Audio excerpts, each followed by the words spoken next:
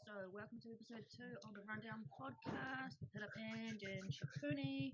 Hello, hello. Good. How are you? Yeah, I'm doing great. Another beautiful sunny day in Wellington that I get to spend inside. I mean, We've got like bipolar weather the last few days, so hopefully that means people stay inside. yeah, no, it's been wild. We had storms the past few days, so I mean, it's been a good excuse to stay inside, like watch some anime, some Studio Ghibli, listen to some music. Yeah, it's been good. How have you been? Nah, I'm good. I've been chilling, but getting back into work. Mm. Yeah, just listening to music. And yeah, that's pretty much me in a nutshell. First off, I want to thank everybody who tuned in to the first episode last week on Spotify and iTunes, and then put us on YouTube. Hit the subscribe button. And Mad love. Thank you guys. Thank you guys for tuning in, listening to us talk shit. Yeah. Also, happy birthday for last week. Thank you. I mean, hopefully I can have a bit of a raver once this ISO is over. Once Auntie just lets us out, we'll be good to go. But I've been thinking about it. I think she's gonna hold us in for like another 2 weeks. Maybe. And I'm okay with that. Like, I mean, I was pissed off because I needed a massage. I still need a massage. But I think because so many people have been stupid and still going out. Like there was a house party in South Auckland on Friday night, and a whole bunch of people got arrested, and like you were dumb shit or something. Yeah. I think because of those people, we're just gonna be inside. Yeah, I mean it's a very real possibility. But that being said, I have seen that we've had some like reduced number of cases over the past like couple days. So we're not in the clear, but at least it's on like a downward trend, which is hopeful to see.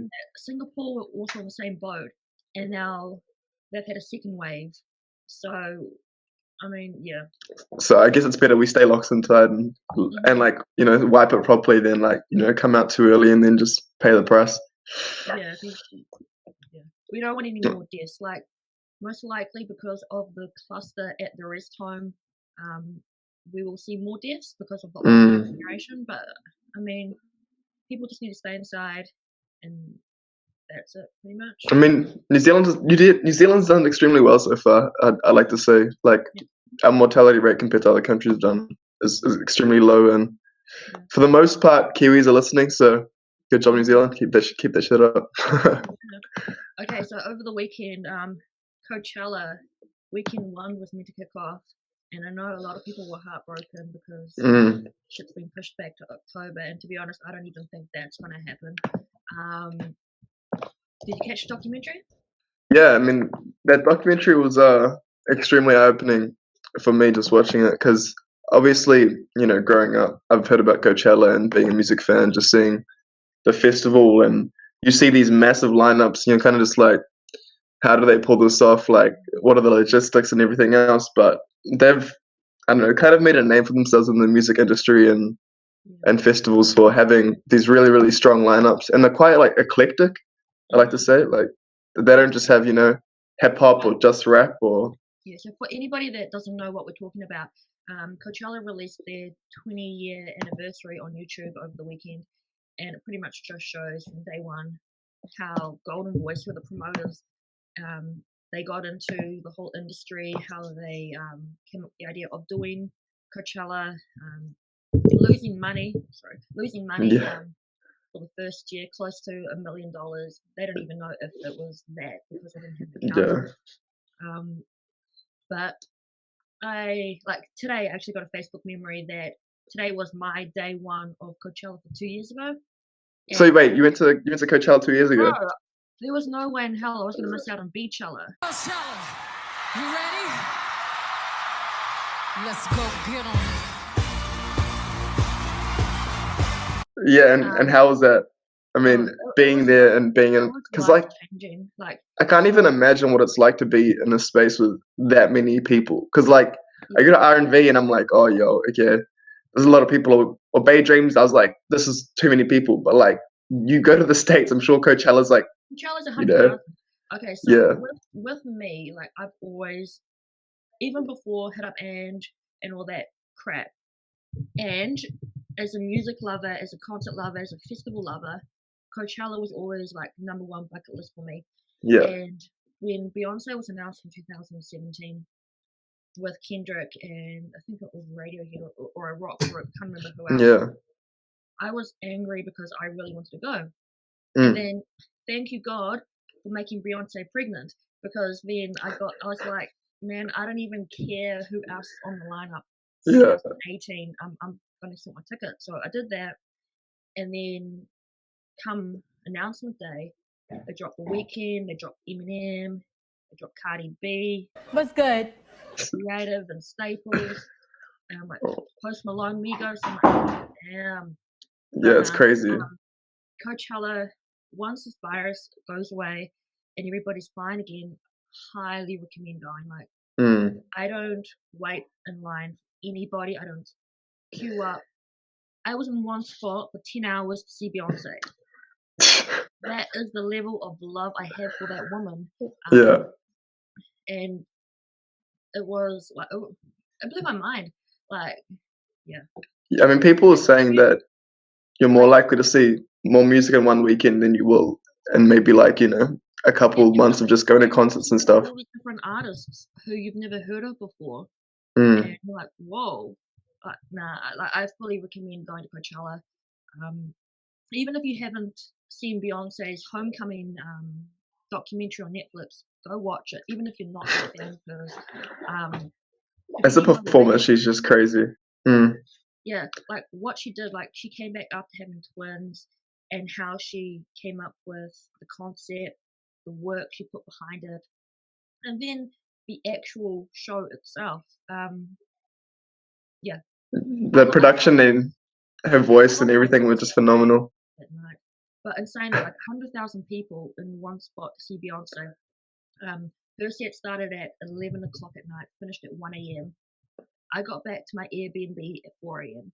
It took me an hour to get from like right at the front to the shuttle, take me back to a hotel so I could Uber to my Airbnb.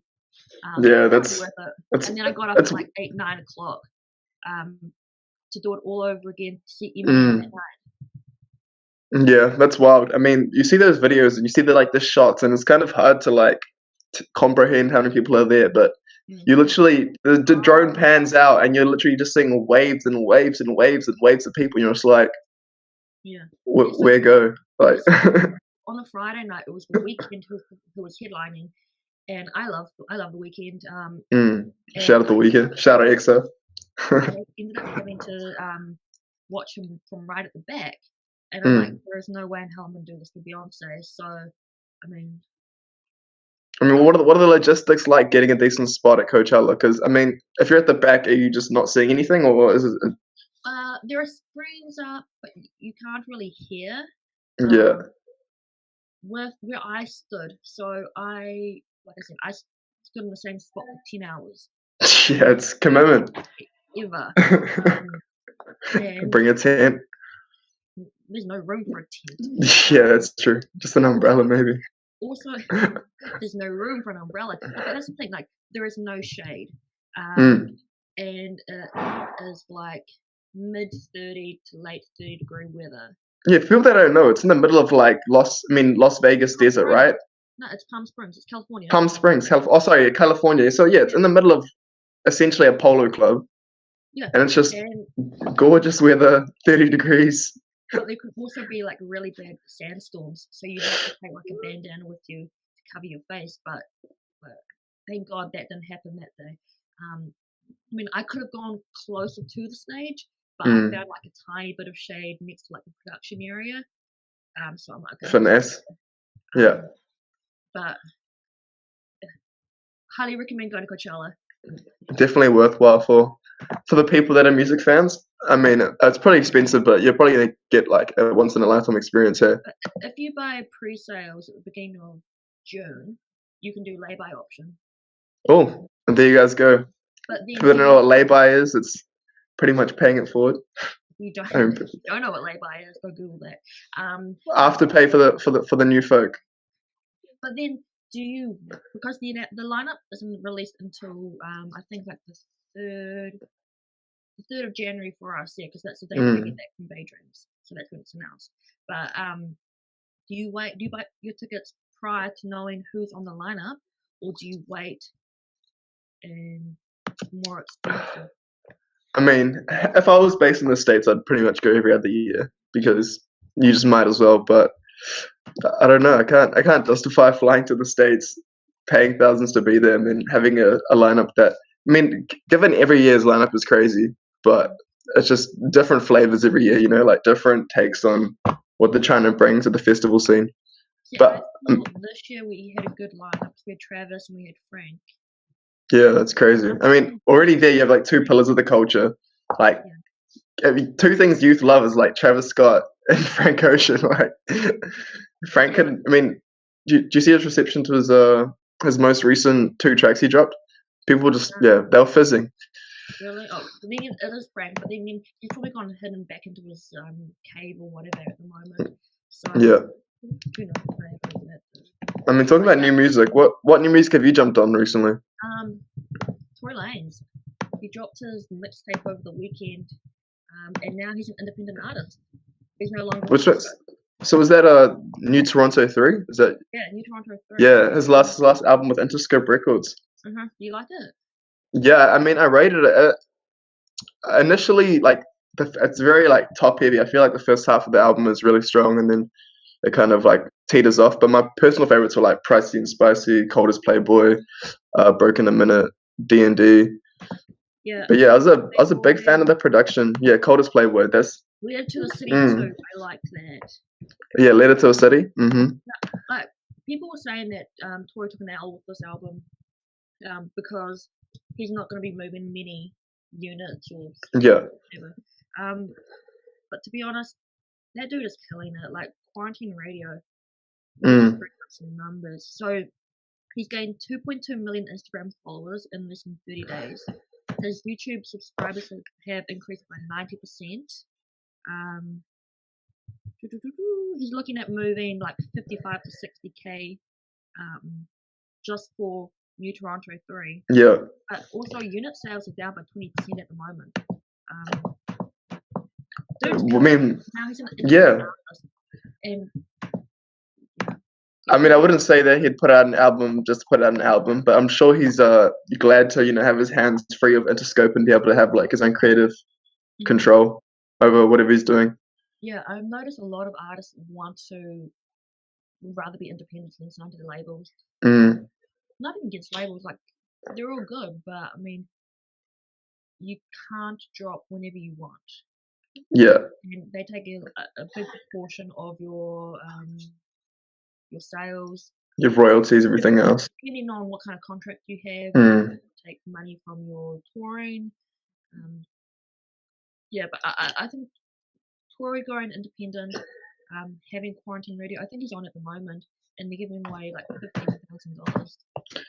Yeah, I mean, Quarantine Radio was definitely a big W for Tory Lanez, and even just being like on Instagram watching lives and stuff, like you see him commenting on other famous people's Instagram or other rappers' Instagrams, and they're all giving him love back. So it's crazy to see. Like a couple years ago, he was kind of, I don't know, getting hated on for being bit of a clown and being this and that. But even a few months ago, people were hating on him about that whole like my voice sounds auto-tuned without auto-tuned thing he was going on about. But yeah, I don't know. I feel like he's kind of done a 180 and given the people what they needed.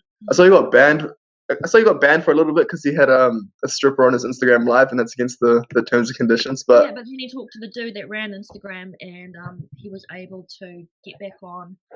And I think like whenever they do anything like that, he cuts it off. Well, I mean, he's pretty much saving the platform for the Instagram owner, so I don't know why he'd be against it. Yeah. All right. Who else got music on Friday? 2K Baby. 2K Baby. I like that album. Like, to be honest, I never really. Well, I think I heard of him, but I wasn't really paying much attention. I like that album. I mean, it was quite a short one. Hey, not too many tracks on it, which is like a fresh. I liked it. It was like 10 tracks. Yeah, 10 tracks exactly. Yeah, like Half a Milli was a good track. The one with G Herbo. That's the thing. People are sleeping on G Herbo. Do not sleep on G Herbo. I'm going to continue to talk about him. I'm going to continue to post about him. The dude is good. I mean, yeah, there's so many of these young up and coming rappers that are definitely going to be, if not already, are going to be getting a lot of radio play and a lot of I hope clout and attention. I hope so. Is it 2Gs? He's Drill, right?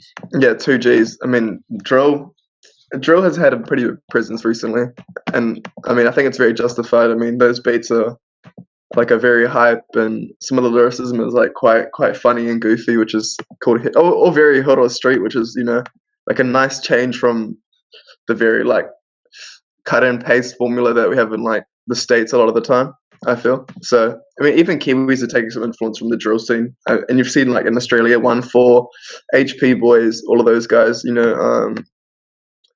they're got huge ties-ins with them, and they're even getting love from the UK drill scene, which is crazy to see. Like so yeah, I don't know, drill's definitely on the come up, I feel, outside of New Zealand anyways. Yeah. So Rumour, he's just signed to Warner Records, and he dropped a remix. Well, it wasn't really a remix.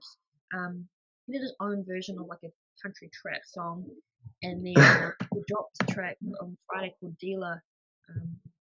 You like him? No, I rate that. I mean, I feel like he's on that Rod Wave kind of vibe, but like even more churchy, like even more gospel-y, because yeah, his whole sound is like gospel ballads, but he really is from the streets, and he's really just a hood guy. So I don't know, it's an interesting match of like two cultures. It's like a culture clash of, I don't know, you never associate a thug with being someone singing churchy ballads, but I don't know, you get it all from him, and he's got a phenomenal voice, so I can't fault the guy. Yeah, like when he dropped the video, for Rascal, Yeah, boys wearing masks with guns, singing like a trap ballad. And yeah, and it's a banger. went viral from that, and like prior, like nobody had heard of him. And hey, he got the response he wanted. YouTube ended up taking down the video. Really? Yeah, and they had to keep releasing the video. On what grounds? Just I don't guns, know. violence. Maybe. It's not like they were shooting anyone. Yeah, no, exactly. So I don't know how they could have justified that, but oh well. So new music is coming out this Friday. Division, yeah. So Division. My boys. So they dropped a track with Ty Dolla last week. Did you listen to it? Yeah, I have peeped it, and it's pretty classic Division. I mean, Ty Dolla $ign, I feel like is one of the best like harmonizing voices in the new age of music. Like I feel like the formula, if you want to have some good harmonies, is get Ty Dolla $ign, and he's just gonna harmonize his heart off. Do you think he gets the credit he deserves? Probably not. I mean, I feel like he had so much love in like LA and in the States. Like in his hometowns, he's really put on. But I feel like in New Zealand, people don't really realize kind of. When he came and did his own show a few years ago, nobody bought tickets. Yeah, see, I saw him in the Netherlands, and he was so much love. Like he was up there smoking his blunt, playing his guitar, being a rock star, and I was like, "Yo, this is sick!" Like, but I guess people in Europe actually know who he is, opposed to like, I don't know, New Zealand's still coming around to that whole auto-tuned post-production voice kind of vibe, So yeah, he's dropping on. Division are dropping on Friday, and they've also got Summer Walker. They got Party Next Door. They got Snow Allegra. I do also want to say, look into Snow Allegra. She is very good. For anybody who doesn't know who she is, go on Spotify, go on YouTube. And just touching back on Division and P&D, like you mentioned, they're both OVO artists, which is shout out Drake. He's pulling the strings from the top, giving us that good music. And Division's actually like a duo consisting of, I think it's Daniel Daly and 1985, which is an in-house producer for OVO, and he's the guy that produced Hotline Bling, Coming Home. So he's definitely has some hits under his belt that Drake can tap him on the shoulder and thank him for. So I don't know, OVO, XO, all those guys in Canada doing some crazy things. I don't know. And Friday, did you see the Baby's got to drop a new track? Yeah, I did. I mean, I feel like artists just have a lot of free time and music to drop, and people are like, it's weird. Like you said, sales have been down, but I feel like if anything, right now people should be consuming, right? Well, I think because everybody's at home and they're not driving, they're not able to listen to the radio, they're not able to stream stuff. It's actually a crazy thing though. I've listened to probably like half as much music as I usually listen to because like sitting there with my headphones on versus sitting in my car with like surround sound speakers just blasting, just driving to the beach or just driving on the road, it's a whole different experience and a whole different listening experience, you know? Like it's hard for me to catch a vibe of a song in like a club setting, sitting there, quietly listening it to my headphones. But if I had it in the car, I'm just bumping it or vibing with some mates, it's a whole different experience, you know? So I Yeah, miss having a reason to drive places and listen to my music in the car. that. So last week we talked about Rod Wave. Mm, The album debuted at number 2 on the Billboard charts. No features or no major features, and he was mm. just yeah. The Weeknd was at number 1, so pretty good Can't fault performance. them there. For sure. I mean, especially because I wouldn't say they both fall into the same category, but they're both definitely like soulful, good singers that rely on their voice and production. And to be second to The Weeknd, who's definitely like a titan in the music industry right now, is nothing to be embarrassed or ashamed about. I saw him tour Starboy, which is phenomenal. I mean, he had Nav and French Montana opening for him, and that was in itself alright, but I wasn't yeah, it wasn't the best, but I don't drink at shows. But no, I before because I was like, no, I'm not about this. Like, no. couldn't do it. I was only there for Abel, and that's Yeah, shout out Abel. He killed it too. I mean, it. all those guys are crazy, crazy life. I mean, speaking about EXO and OVO, people have been. I mean, I saw Diddy on his live stream had Drake there and was seated, being like, you know what, Drake, I give you top 5 of my list all time. What are your thoughts on that? Do you think it's justified? Do you think he has the body of work? And I think I he mean, does. obviously, the statistics speak for themselves, right? Yeah, like today, Toots Slide debuted at number 1 on the Hot 100 on Billboard, and he's the first male to have 3 number 1 debuts.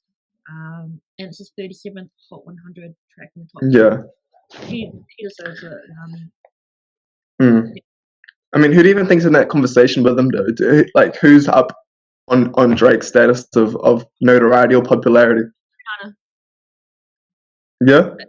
I think Rihanna, like even like Anti, that's still on the charts at the moment. I mean, had she not gone to other business ventures, she'd be the queen of just music. Nah, you can't come for Beyonce's crown. Sorry. But even Beyonce's been sleeping. What has she done in the past? Since Okay, Lemonade, she's been sleep. Adidas line. See, girl. See. Oh, Um, shout out Beyonce. yeah, exactly. Shut up, Beyonce. Nah, okay. So we've got Drake, we've got Rihanna, Kendrick. Yeah. Kendrick, it was announced today that Damn has been on the charts for 3 years straight. Yeah, I mean, I feel like no one can ever discredit Kendrick because he's always talking about some real shit, like what's actually happening either politically within the culture or, you know, socially within the culture. There's a disconnect between people, between government, whatever else. Like it's things that people can actually relate to and will continue to relate to for the next 5, 10, 15 years, opposed to like a lot of the music, even though the message isn't there, it's a vibe, but you'll catch that vibe for like a couple months and you'll be like, okay, sweet, on to the next wave. Kanye. Yeah. I mean, just seeing Kanye's progression on that Coachella documentary from '06, where he was 20 minutes late to his own set, to like 2011, Song. yeah, to Let's think about 2018 or 2019 when he did what was it, Sunday service? yeah, last year this was Sunday service. But that's also another thing about festivals. If you're late, too bad. Like your set is going to be short. And then I mean, not even festivals, but just shows in general. Like I've had artists in Wellington who are trying to break in and they'll be late to their own shows and they expect a longer set. And it's kind of just like you're being unfair to the artists before, after you, the fans. Pardon? or international. Local. No, I mean, no. I feel like internationals would know better than that, but locals are just like they haven't even got to the size yet where they can be, throwing around their weight and they're already kind of being like, oh, I'll be a bit haphazard or If you want to be taken seriously and you're an artist, don't be late to your show. Most definitely. peak era. But anyway, yeah, Promoters will remember that. Kanye, he performed 2006, and then he came back and he performed 2010. 2010? 2011? Yeah, And he killed it. Like, yeah. I mean, Kanye's always been someone that's just you don't have to agree with what he says, what he stands for, but his music speaks volumes. The way most definitely. his production, it's amazing. Like for the Pablo tour, he had a floating stage, and it's such a shame that he ended up in hospital because of his breakdown. Because we were meant to get damn tour, Yeah. and I want to see him again. I want to see him for the first time. Like I'm still waiting to get my Kanye experience. But now he said he's like not performing his old songs or performing them differently. So I don't think we're ever getting the same Kanye again. Yeah, that's a shame. Like I love Runaway. I want to hear that song live. I want to hear. No, I've heard Gold Digger live, but I hearing mean, that in Monster. yeah. I mean, like I grew up off like My Dark Twisted Fantasy and 808s and Heartbreak. So just like to hear like Diamonds and Sierra Leone and stuff like that. Just honestly, I'd I'd lose it. But hey, I want to that's hear what you do those things for. That's like Pardon? probably The Life of Pablo. That's probably one of my Yeah. favorite Kanye albums. And that's before it got like way too churchy as well. Like it was on the way to being churchy, but it's still like bangers. You know?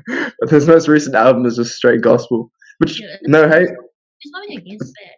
It's just yeah, I prefer the old Kanye, but I'm still gonna support whatever he does.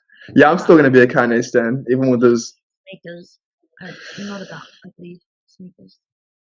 yeah, controversial. He's made some controversial decisions, but he's definitely always been pushing the limits.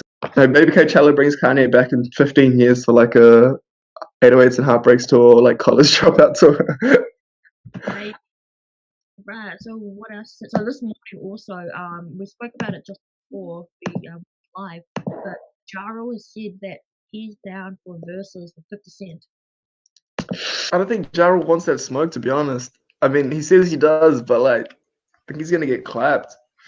Maybe I'm just sleeping on Ja Rule, but I don't know. 50. He does have a few traps, like he's No, got. I know he does, but he's just a clown. Like, I feel like the way he handled that whole 50 Ja Rule beef, like It's still 50 kind going. of just. I know, but 50 kind of just put him in his place, and then like everyone was just kind of like, okay, 51.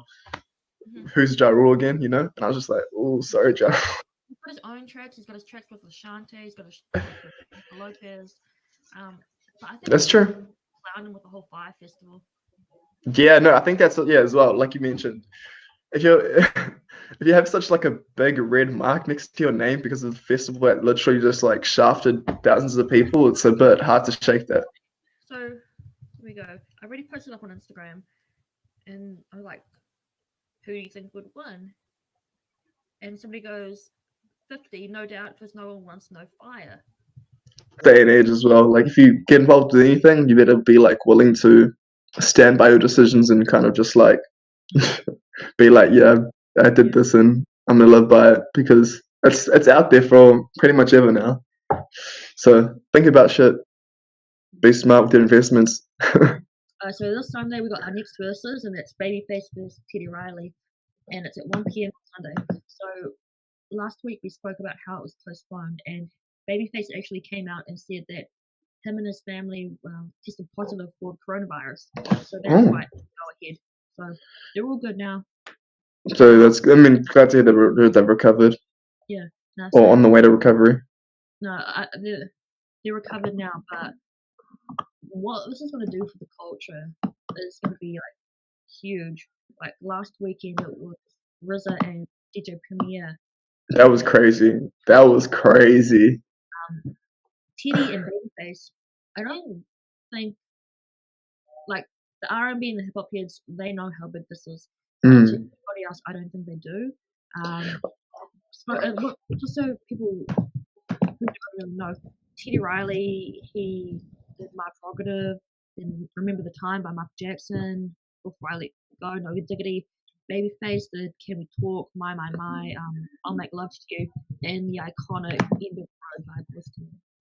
Yeah, a lot of generational classics are just produced out of those two guys. So even if you don't know who they are, tune in. You'll be surprised. A lot of the songs your parents have been bumping out to. Or But even they would recognize, like, I'm like, even with like, it was the Dream versus Sean Garrett.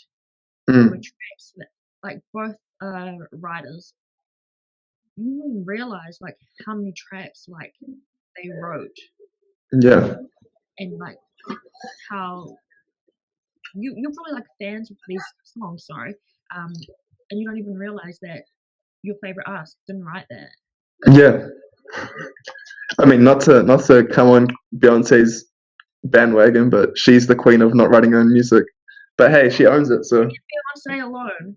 she owns it. Beyonce is the queen. Leave her alone. You don't want to go smoke with me. No, I don't. I don't. I'm sorry, Beyonce. Yeah, that's But right.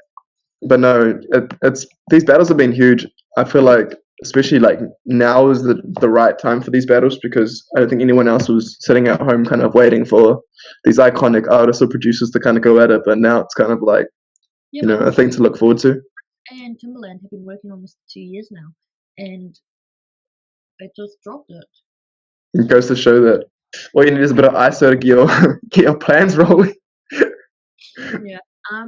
But nah, I think it's been really good for the culture and how all these artists coming together and supporting each other, and like, oh Most shit, definitely. I didn't even know you did this. Mm. No, it's good. And also quickly, we touched on it quick just before, but Diddy did a dance-a-thon yesterday on Instagram Live, and he raised money, $4 million for healthcare workers. So shout out to Diddy. He also had Periscope on, just dance with his Mm. nephews, which is all good. But no, I think Very cute. what they're doing for Instagram, what the culture is doing, it's really good. Most definitely. Together. I mean, these guys all have like a large reach, so as long as they, trying to be like as humanitarian as possible and use their influences in ways that they can, because the thing is like they are the upper echelon and they do have those kind of like influences and reaches. So to see them actually putting that into use and you know be compassionate and caring for the people around them and the communities, it's cool to see. Yeah. Okay, so I'm leaving it up to you now. You got something you want to talk about? I mean, we're talking about all this great new music and all these great new people coming up and overseas, but I just wanted to touch lightly on just amazing New Zealand music that's been happening because obviously locally we have a lot of phenomenal music producers, artists. I mean, hey, labels, creatives, everything. So if you're an ISO and you're stuck at home and you want to give love to some New Zealand music and you're wondering, hey, who am I going to go watch for the next 6 to 12 months because there's no international artists? I mean, there's a whole host of there's a whole host of rappers and artists locally that I've been listening to and I've been watching for a while that I think are really good. Some of which being, I mean, obvious names would be like Mellow Downs, Kid Ray. You've met him at Bay Dreams, I believe, and he's going to be huge. Yeah. Yeah, and he's tied in with like LMC, Rucker, and those boys, and they've been doing their thing for a while. Church and AP's another great one. Pato, Mm. they've got their own record label, and I'm pretty sure they signed Kid Ray as well. Yeah, and that label has. I mean, Pato's like Pato Alvarez is great. I've been listening to too many people. I mean, NNB slash Stoner Smith from Hamilton. I've been listening to Ivy Red, who's a Auckland artist who's living in Wellington right now. Sad Boy Crush, Lil Ray, Scapegoat Mercy, Bad Luck Kid, Wagwan Fetu, Will McLean, Somba, Vane, Bean, Jess B, Swidit, Smokey, who's one of the Swidit's producers. Smokey got beats. He's outrageous. DJ Spell. I don't know if you've got DJ Spell, but he's got some hilarious videos and like he's doing like auto tune singing. Dude, like his West Coast like G Funk like stuff is crazy. I mean, his musical talent is just and he's hilarious. Like he's actually just hilarious. He's like your classic like Māori uncle, you know. Is he in Australia at the moment? I'm not sure. I saw he did a stream with Jordan. Yeah, and that was funny as well. So props to those guys. Some up and coming artists, Wellington, Reese Rich. Reese Rich is great. Yeah. And you put me onto another dude a few weeks ago. I can't remember his name. Might have been Wagwan. Yeah, him. Yeah, him and Will McLean just recently played alongside Shay Fu, which is, I mean, Oh wow. a nod from the old to the new. So it's cool. It's cool to see that, especially because I mean, coming up, I never thought I'd see, even be on the same lineup as Shay Fu, or be in that kind of speaking conversation. So to see that all happen is crazy. Yeah, And you DJ for him, don't you? Sometimes. no, I have in the past, but another friend of mine, DJ Menz or Menor, he's Wagwan's live DJ, and he's a real cool dude, really good artist as well. So if you ever get the chance to see any of these artists, I'd definitely recommend it, because in a couple of years I'll be charging, $60, $80, $100 for their concerts, not $5, $10. I think New Zealand music is doing pretty good at the moment. Like there was a spell when it was a little bit dry. Mm. Definitely in the last few years, it started to pick up. I think it's once you kind of get a movement going, and there's other artists to push other artists, and there's producers you can kind of go to, or people that again mix or master your stuff for you within the same kind of connections. It makes it a lot easier and kind of pushes each other to kind of go that little bit harder. We talked about this quickly last week about how we may not be able to get internationals into New Zealand for festivals, and like the Australian government has said that there won't be any international shows until like the end of this year, maybe.